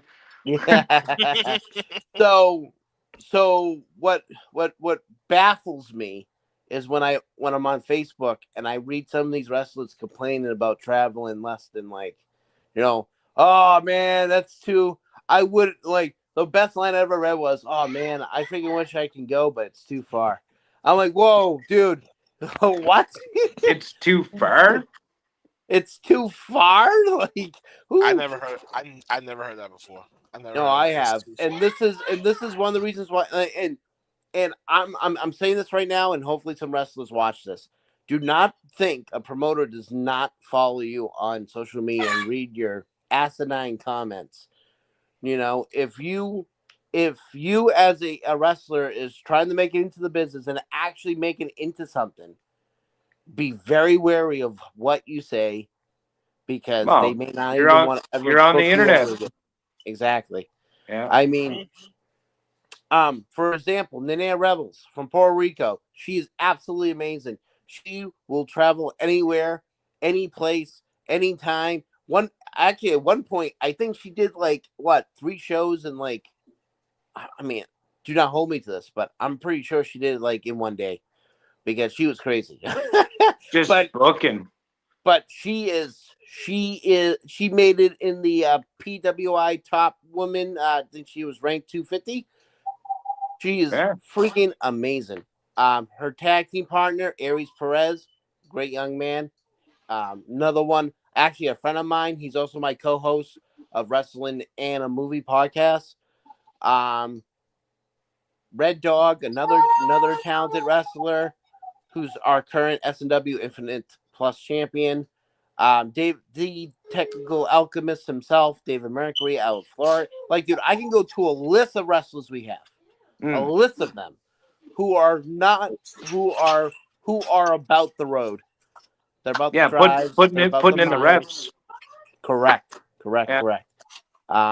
That's David what we're doing Mercury, too. We got a bunch of people that were flying in. We got Alex Silva, original TNA. He's coming in from Montreal. We got Giant Orion coming in. We got John August. Orion. Yeah, August Artois coming in from Florida. Wesley Pipes is going to be there. So like we got quite a stacked roster coming in. Chantel too. The women's matches we got going too.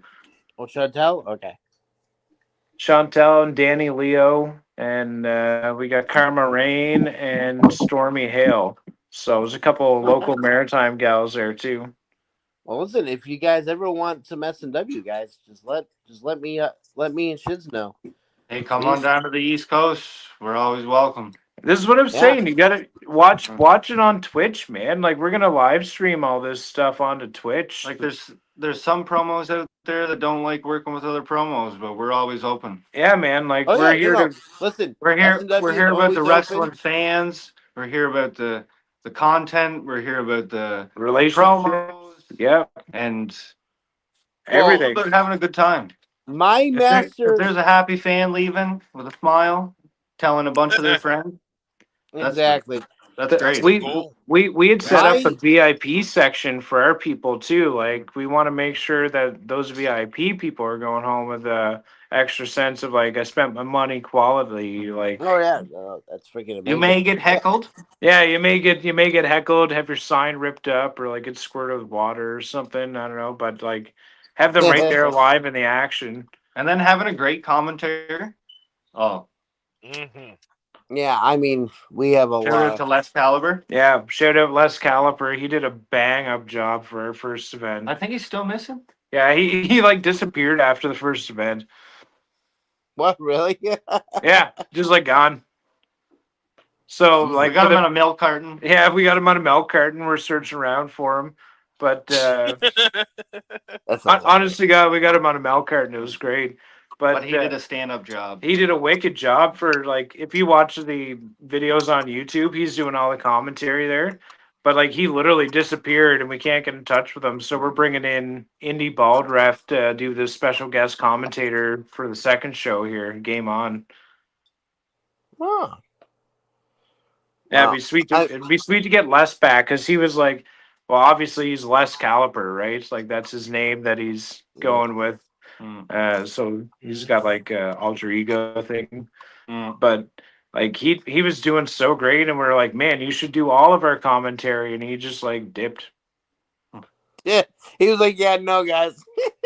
it was literally just like come in, do a perfect job, and be like, it was nice meeting you, and then just take off to the next adventure, rise into the sunset, you know. Yeah, exactly. My job's here is dead, but wait, no. It's like the littlest hobo or something. That's funny. Huh. But yeah, no, I mean, because the idea I originally had with the draft was to team up. Essentially, S&W was going to be one entity. There would be another entity. Yeah, play them off each other. Yeah, exactly. That was the original SmackDown plan. versus Raw. Yeah, basically, that's we closed. Well, I mean, I really can't give out. Well, actually, I can't because my podcast showed it. No, can't. No, can't because that hasn't even been produced. Yeah, yet, right? kayfabe, bro, kayfabe. You gotta get the kayfabe. My podcast already showed it. There's no kayfabe on that. It's already It's there. been leaked. It's been leaked. Let's Google it right quick.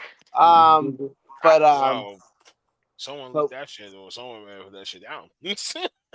But well, we also weren't expecting to have the freaking audio issues that we were having. Jesus, man. Yeah, that was our biggest thing too. Is like, okay, we don't want to botch an entrance, and then the very first one of the night, we're like, ooh, that was a botched entrance. That shit like that drives me nuts. Glad we got that out of the way. Like, yeah, that's it. Yeah. Well, no. Rolling? So video editing, we have like the commentating track as a separate thing. Yeah, And then you have so the we audio we off the messed up on videos. the first one. We didn't capture all the different streams. We had 3 different angles for the viewpoint, but we had everything feeding in from the commentary through a main mixer into the Twitch. So like it was like a very step-by-step process. And for the VIP matches, it Yeah, captured because like we didn't capture the VIP matches. it was more because- exclusive. Yeah, it's an exclusive thing, right? So Oh God. yeah, Hey, for Twitch, how do you guys because we try to get on, we were trying to stream on Twitch and it just won't let it. It was like a pain in the ass. So it is to get it going. And it takes some guy that has a good And background. yeah, like we had a guy dedicated to running the Twitch at the show. So this time around, we're a lot of looking plugins and stuff. So yeah, this time around we're looking to use a thing called Restream, where we can hit YouTube, Facebook, and Twitch all at the same time with the same feed. all right. So that way we're hitting all of the market, right? I think last time we had 1,200 people view the product. Yeah, like So- Twitch is perfect if you know how to freaking use it. The Yeah, the we only- got the only the downfall guy to come in. the only downfall I realized with Twitch was when I was trying to hook it up, it said like you needed a certain account. Well, yeah, you need to become an affiliate. Yeah. Oh, see now the funny part is I have a Twitch account that's affiliate. It doesn't There's a lot say of gaming. There's a lot of streamers that do the gaming. So there's a couple people that are on the board. They do play the new 2K25. So Yeah, I mean, I used to run a gaming league for like 7 years, and we used Twitch, so I became affiliate through to all those gamings that we did. go back to Modern Warfare 2. No, I fucking man, God. But to be fair, I mean, I'm super stoked to see more of you guys' product, man. It was Yeah, funny I can't 'cause wait to show it to you. when Shiz is like, oh, I talked to these guys, IPW, and I'm like, I heard of you guys. I haven't These seen your crazy product. Canadians. You know, yeah, I don't know about that. You know, I'll tell you a We're not funny all story. so there. What is it? When we rebranded the Supernova in 2022, we had fans mistaking us for Supernova in Nova Scotia, and I thought that was pretty funny. Well, we would love to have you in 2026. Hey, listen, man. Hey. Just like I was telling people, like currently right now I'm looking at because I actually have a buddy of mine who has a promotion down in Mexico, and he really wants to do have S&W down there. That'd be cool. I'm heading back to Mexico in November. My wife's family is from down there. Oh, okay. Yeah, plans on taking some luchadors back. Yeah, I'm going down on a recruitment effort for my construction company. So I'm gonna ask. I own a drywall and painting company, so we're going down on a recruitment trip down there to get some Mexican guys to come up here and work for us. Dude, that'd be so funny if you had like a pickup truck and just short, like I legit was like literally shoot a promo of a pickup truck with a bunch of luchadors in the back of the tailgate. I was down in Mexico. What? Okay, and and of course the patent, and then of course it's coming soon to IPW will be up there. You know, drywall by day and our luchadors by night. Hey, wear the mask. That would be awesome. Yeah, you can wear the mask at work. I don't care. Yeah, because suplex someone into the sheet. You know, but right now, I think I really want to do. I've always wanted to do like a wrestling Olympics, almost like all different promotions all over the world. Everybody send your best guy. Yeah, exactly, and essentially essentially the concept would have been a tournament, right? Yep, Mortal Kombat. That's Mortal the Kombat. whole There you The go. whole theme game on. that's our whole thing here. Like our poster here is Mortal Kombat style. We're doing it over 2 shows. We got the red poster. We're probably gonna have the Sub-Zero poster for the next show. Like, Oh, yeah, nice. tournament. Yeah. Just 1 second. We're back. Now, do you guys run year round? 4 shows. Yeah, we got 4 shows booked this year, Okay. and we plan to do the same next year. And Oh. if other opportunities come arise in between, then we're more than welcome to deliver.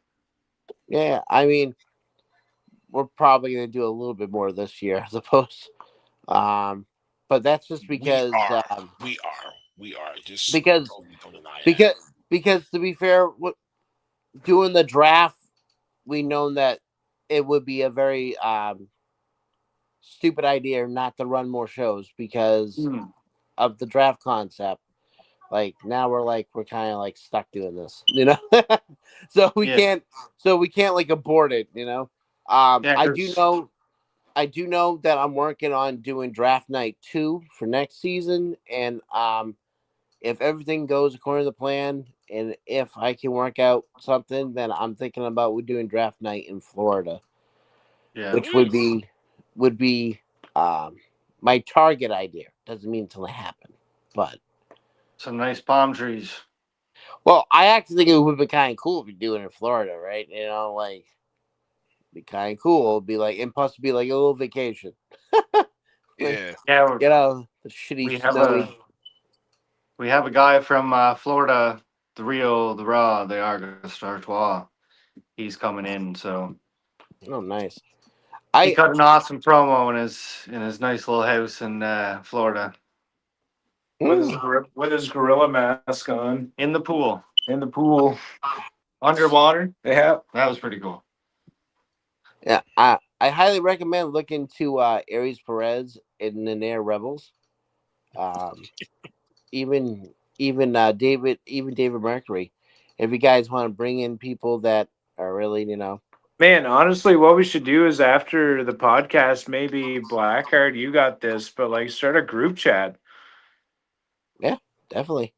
And get everybody in a group chat on Facebook or something. Yeah, I'm freaking totally down. We've been asking a lot of people to cut us like a little 6-second clip.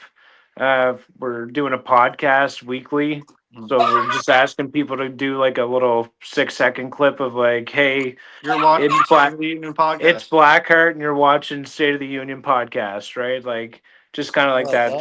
Some little clip that we can put in front of our videos, right? Matter of fact, yeah, I got you before we even go off the air. I'll do that live and that type of shit for you. Yeah, right on, man. Thank you. You know what I'm saying? And I already made that group chat. Justin, you put Cody in it.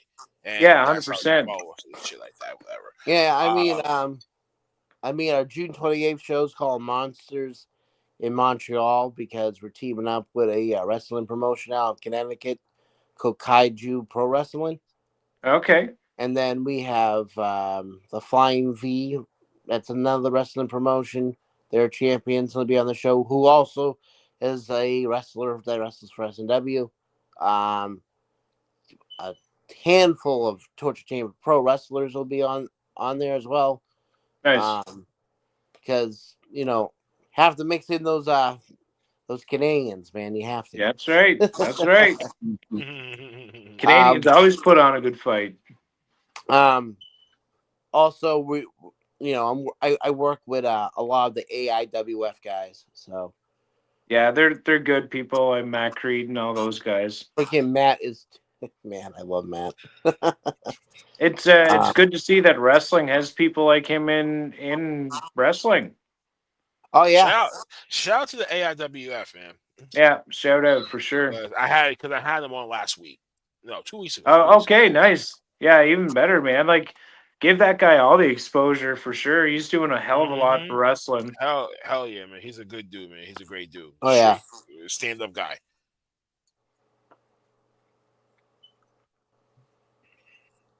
Oh, I don't fucking face.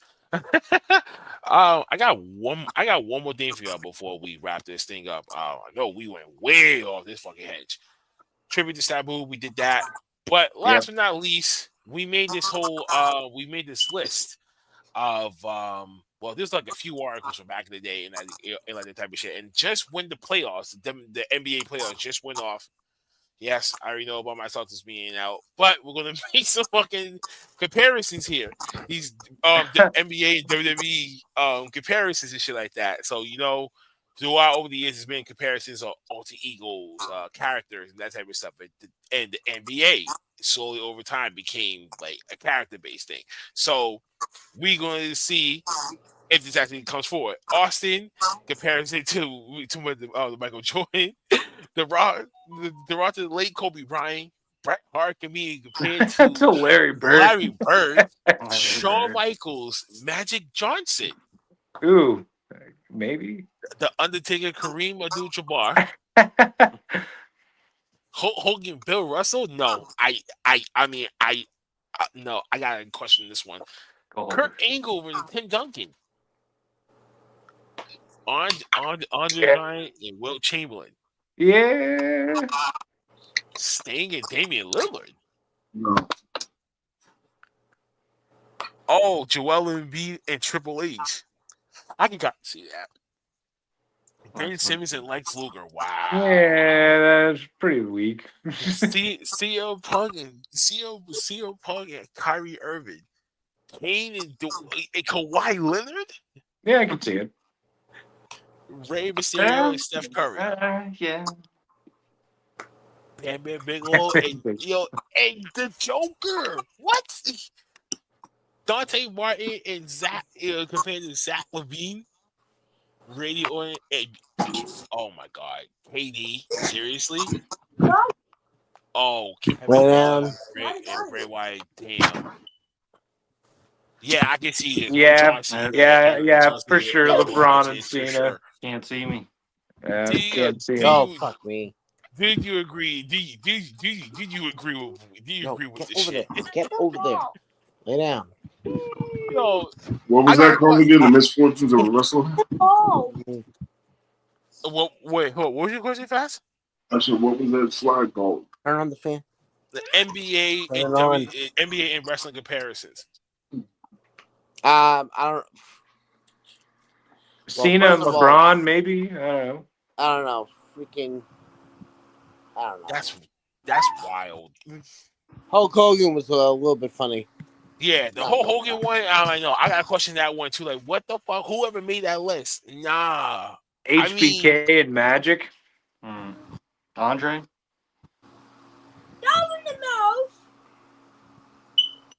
Thank you, thank you, Zandros. That's my nephew back there. Sorry about that, guys. Go lay down. It's bedtime. Bad. But, I've been playing for you one more time, so Dennis Rodman. Right. No Dennis Rodman. No Dennis Rodman. Yeah, there's no Dennis Rodman. Who would Dennis Rodman be? Dennis Rodman. Goldust? Well, I mean, Dustin Rhodes? Yeah. I was about to say Goldust. Goldust. Dark Child, Goldust. Yeah. Okay, I can see that. Magic and HBK. That's funny. I thought that was a good one too. Magic and HBK. Ah, man. Never. I've seen it from here. I'm good.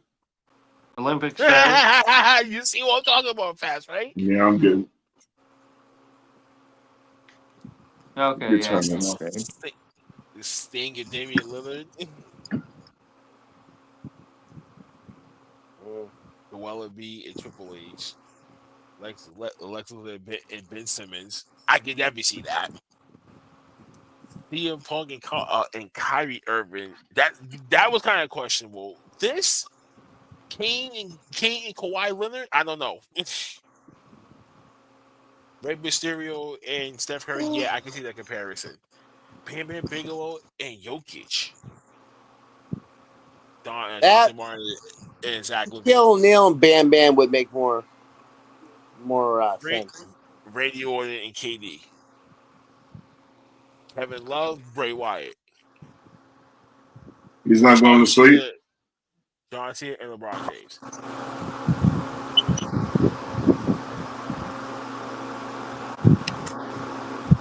Oh no! I first got kicked out. I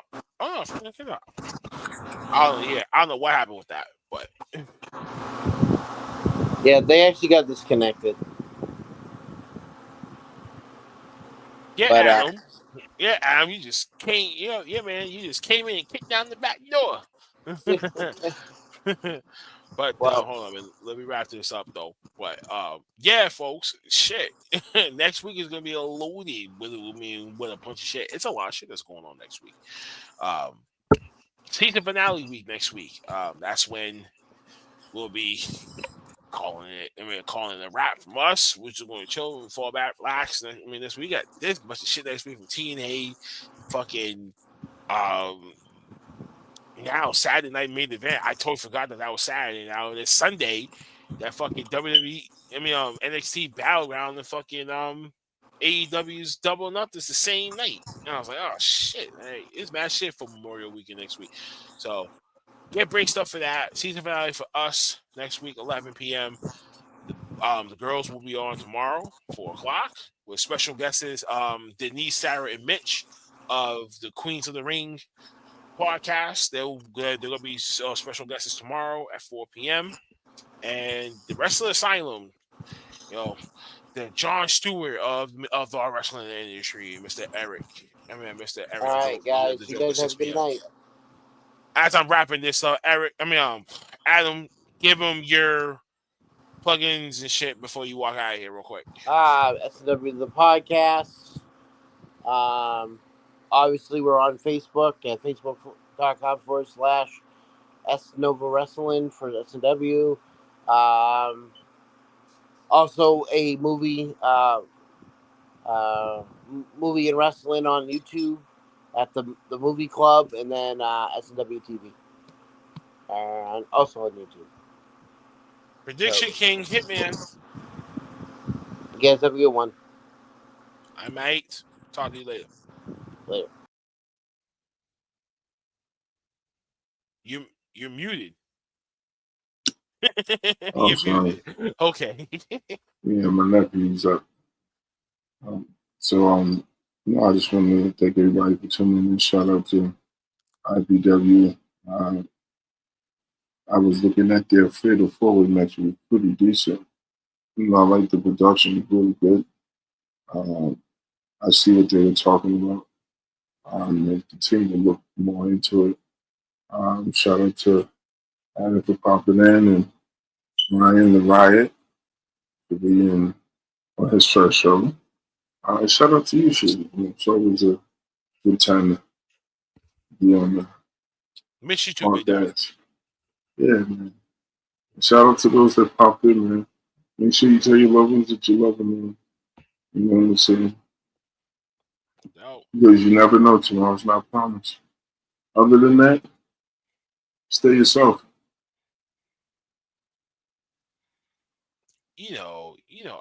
I can't walk out of here without having some laughter. At least, so I gotta at least put some laughter on your face. Competition. This salivating practically sucks you. Whoa! Whoa! Would you say that you are kinky? Oh, Silva, away! Carol, put the zucchini down. F5 tornado suction. Skip Bayless wants to know your location. Shannon's in her DMs as we speak. Actually, no, she's too old for him. That was whoever the.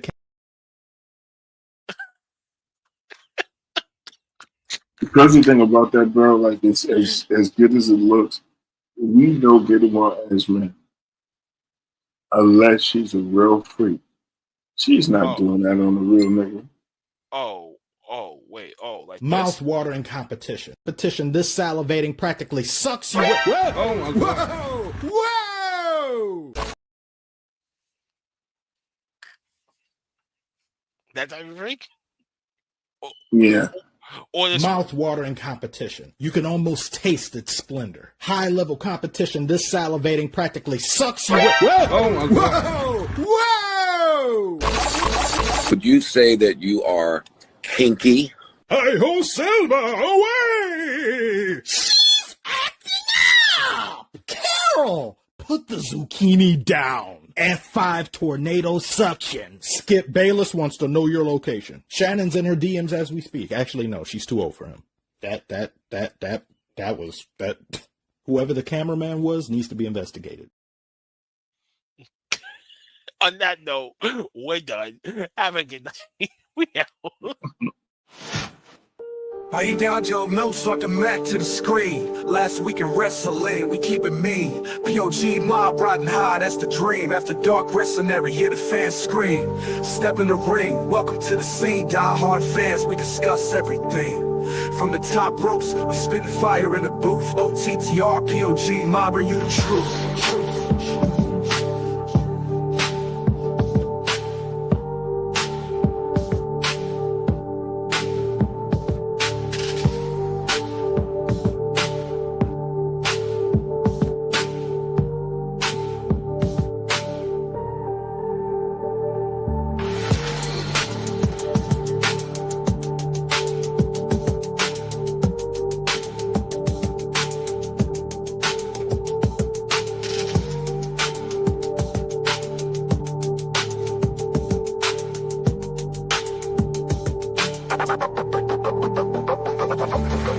From the top ropes, we spitting fire in the booth. OTTR, POG, mob, bring you the truth.